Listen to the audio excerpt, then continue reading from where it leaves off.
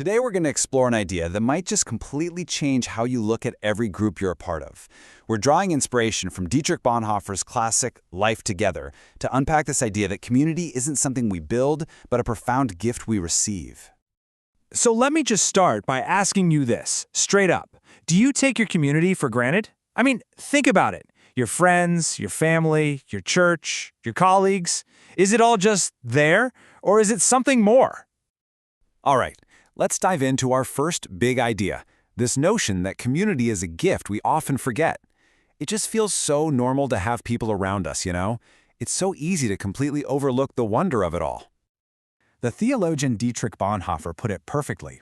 The very fact that we get to have a community, to be with other believers, well, that isn't because of our own hard work or our charming personalities. Nope.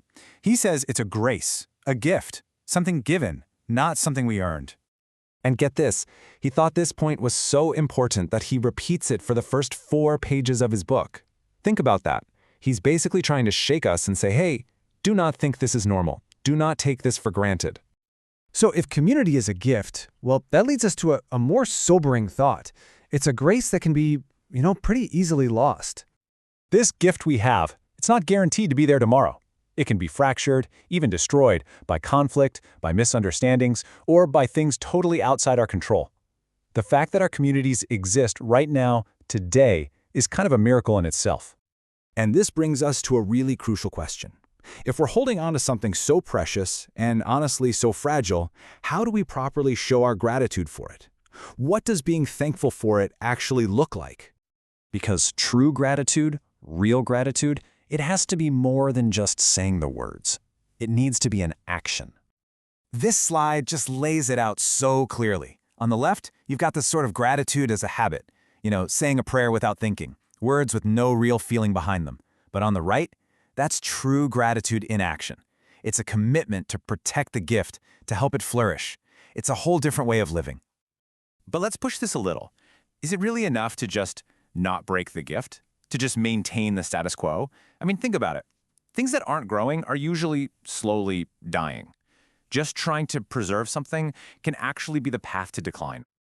And this, right here, brings us to our real mission.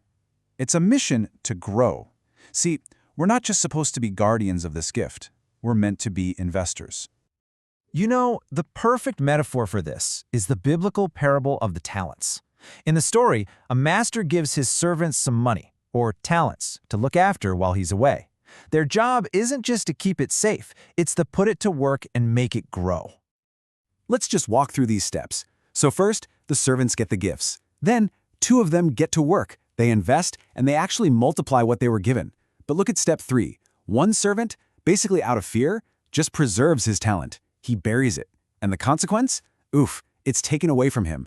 The lesson here is so crucial. Maintenance is not enough. Playing it safe is not the goal. Okay, so if our mission is to grow this gift of community, how in the world do we actually do that? Well, let's look at how this works in practice. The answer is surprisingly simple. We need to create a community that people want to be a part of. It's that simple. We have to build something so good, so welcoming, so life-giving, that it actually becomes attractive to other people. Think of it like the 2 restaurants on this slide. The one on the left, it looks kind of exclusive, maybe a little stagnant, definitely not inviting.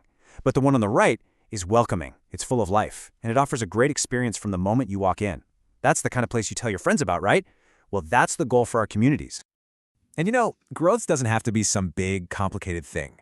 As this timeline shows, it starts small. 1 new person visits. They have a genuinely great experience and feel welcomed, so they come back. And then, eventually, they tell someone else about it. That's it.